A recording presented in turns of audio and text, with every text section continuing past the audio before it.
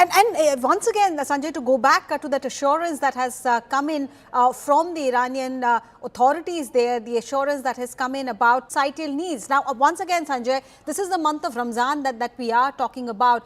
In this holy month, for such a strike to happen, if you compare how Iran responded last time around, and they were expecting this kind of a strike, so do you think they would have prepared enough? Once again, like you said, the word enough is just a figure, a way of saying it. One just doesn't know what quantity, what is it that we are talking about in terms of days or week. So when this statement is made, when this assurance is made, put it into perspective in terms of how Iran responded the last time.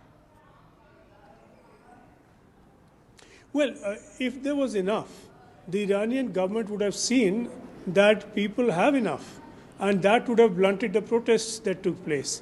The protests that took place came because the value of the rial really collapsed.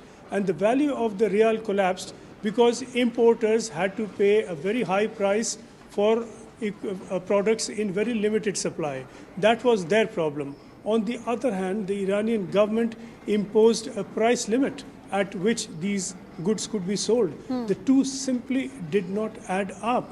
And this led to the crisis. People were deprived of food. People who are getting very paltry incomes simply do not have money to put food on the table. This is what provoked the protests to begin with.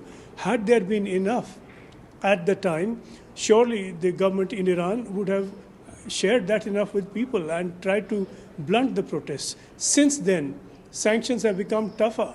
The war situation has been developing and scarcities are certain to have increased. And so the situation would have got worse necessarily and not better.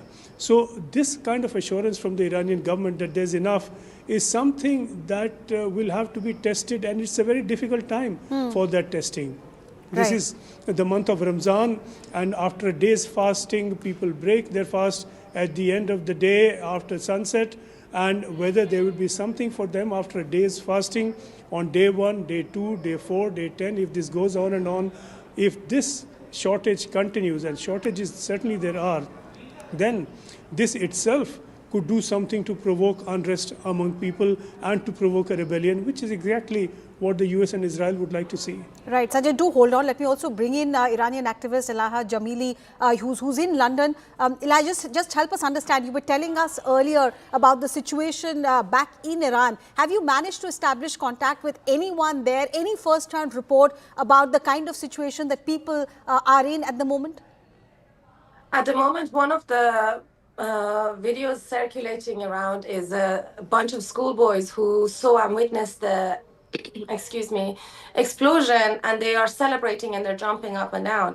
But these are high school boys who have seen their own friends be shot to death over the past 2 months. So when one of them shouts at "I love you, Trump," all the other kids are also pretty excited about this. So while there is a lot of fear and it's a traumatic experience to hear bombs, and I'm sure Iranians are afraid, especially because of the fact that there are no supplies. Just like Sanjay was mentioning, time and time again, there are no food supplies. During the 12-day war in June, within 3 days, food supplies were done in north of Iran.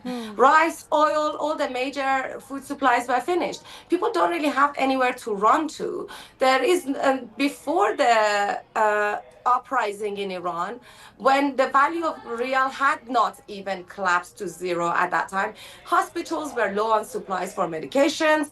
The water scarcities meant many hours a day in all the major cities in Iran, there would be no water. Electricity keeps on getting shut off. So all of these lies that the security forces and the high-profile regime members come on so-called Seda and Sima, and they spew lies to people just to make themselves feel better.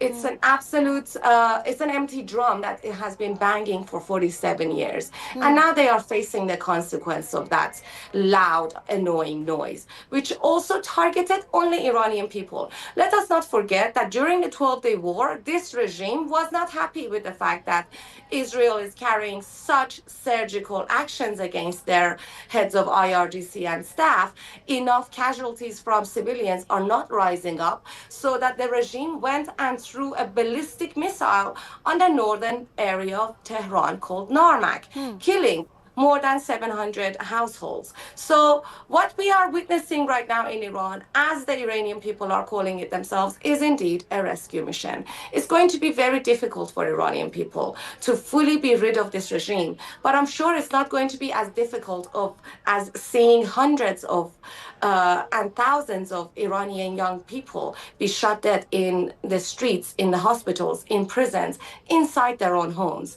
The atrocities this regime commits against Iranians first and the rest of the world after has already been witnessed by the world. We know what they are capable of. Iranian people know what they are capable of. And that is why, for the past 2 months, we have gone time and time again across the globe, throughout the diaspora, outside the American embassy, and saying, President Trump, keep your promise.